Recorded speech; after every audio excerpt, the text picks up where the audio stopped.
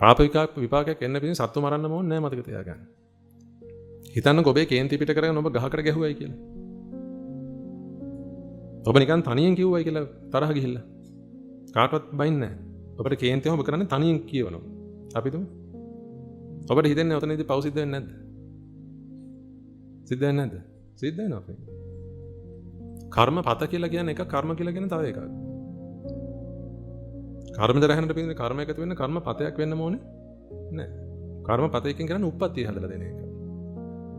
ඔබ ඉපදෙන තැන තීරණය වෙනවා පිටින් කර්මපතයකින්. නමුත් කොහේ ඉපදුනත් වෙන්තුනේ කන්න සුක්ඛ විපාක. කොහේ ඉපදුනත් ඒ ඉපදිච්ච තැන ඉඳන් ඔබට ලැබෙන්න නියමිතව තියෙන්නේ සැප විපාකද දුක් විපාකද කියන එක තීරණය වෙන්න කර්මපත උනේ නැහැ. ඒක හුදෙක්ම කර්මයකින් සිද්ධ වෙන දෙයක්. ඒ නිසා ඔබට කේන්තියක් ගිහපු වෙලාවක ඉන්නේ තනියෙන් හරි ඔබ කියව. අපි සාමාන්‍යයෙන් කරන්නේ කාමරේට ගිහිල්ලා දොර වහගෙන ඔබ කියවනවා. තනියෙන් කියවනවා. ආත්මතු පරම්පරාවටම බයිනෝ පිටින් ඉන්න කට්ටියට ඔබ බිහි කරපු කට්ටියට අල්ල බෙදෙන මිනිස්සු බිහි කරපු කට්ටියට රටේ ජනාධිපතිතුමාගේ ඉඳන් ඔක්කොටමයි ඔක්කොටම බයිනෝ. බැනලා ඔබේ හිතේ අර පීඩාව නැති වුණාට පස්සේ ඔබ හල පොඩ්ඩක් නිදා ගන්න. ඊට වඩා හොඳයි ඒ ටික කියන්න කලින් නිදාගත්තා නම්.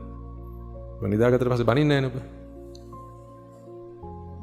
නමුත් ඔබ දැන් මේ කේන්ති ගිහිල්ලා කියවන වෙලාවට පිටින් ඔබ ගොඩක් දුරට දන්නේ නැහැ මේ කතාව. කවුරුත් ඔබ ඉස්සරහින් ඉන්න ඕනේ නැහැ. ඒ වෙලාවට ඔබට පව් සිද්ධ වෙනවා. ඔබ හිතනවලට බොහොම බරපතල බොහොම පුළුල් පරාසයක පින්වතුනේ පව් කියන එක සිද්ධ වෙන්නේ. පවයි පිනයි දෙකම.